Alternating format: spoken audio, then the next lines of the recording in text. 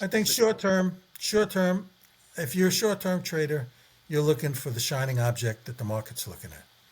And right now, the focus seems to be on PE ratios. This market is looking at PEs and say, we got to have a century of really good news in order to keep these PEs viable. And we get some doubt is creeping into the market with respect to continually upgrading these earnings. And I think that's all that's happening right now. Is it an opportunity? Yeah, maybe not today, maybe another couple of weeks or a week or two. Um, but and I think the employment and not getting any data at all, not knowing where the employment picture looks, we could be seeing a lot of people out of jobs here. And maybe that's the bigger picture. Maybe people are looking at AI and saying, this means, where does this all end? How many jobs are we going to need with Well, AI? you talk about we could come down a bit. Do you think we could see a 10% fall in the averages from here?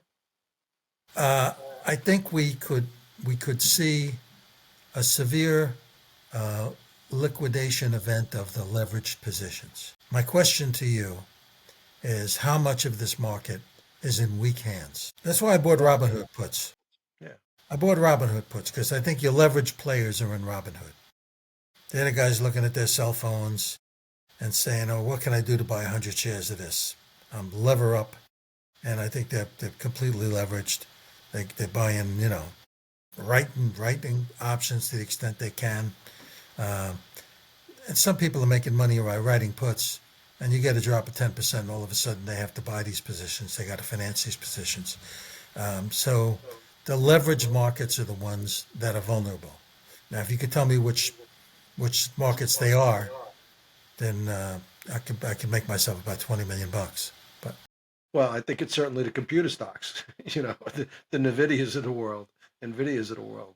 I well, think there's that's a lot of corporate buying in the Nvidia stocks. A lot of people are investing and throwing money into Nvidia and writing contracts with them. Nvidia's earning, you know, and their earnings keep going up. But $5 trillion, that's that's not insignificant, yeah, you it's know. twice Canada. It's a Germany. Yeah, They're worth the German GDP. Yeah, yeah. yeah. I'm still like Argentina. Um, this is not a recommendation, but I like Argentina, and I've been long a stock, a stable stock. If you want stability, there's a natural gas stock that pays like a really nice dividend. I think I showed it to you. It's a natural gas carrier, pays like a 12% dividend, and you can go hide there. Um, they sold it because energy came down, but if energy comes down, it means there's a lot of it around. And if there's a lot of it around, it's got to be shipped someplace. So the shippers of NG, they look terrific to me. They're going to be really busy. They're Well, not you've been laying on off. that for a while. You've been Yeah. on that idea for a while. Well, I've been on the idea, and the problem with the idea was that those stocks were sensitive to energy prices. And the first piece of it, energy coming down, hurt those stocks. That's why they're cheap. Take a driller, you know. You always price the driller and it was sensitive to oil because the value of what they were pulling out of the ground made their good. But right now, we're in a position where they're not going to be laying off.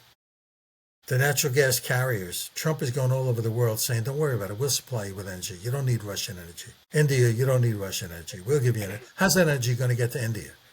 Uh, and as energy prices come down because of drill, baby, drill, it's still got to be hauled someplace and taken someplace. And, your pipelines and your carriers, they all look pretty good. So, and 12%, that's a nice yield to get paid for carrying that position around.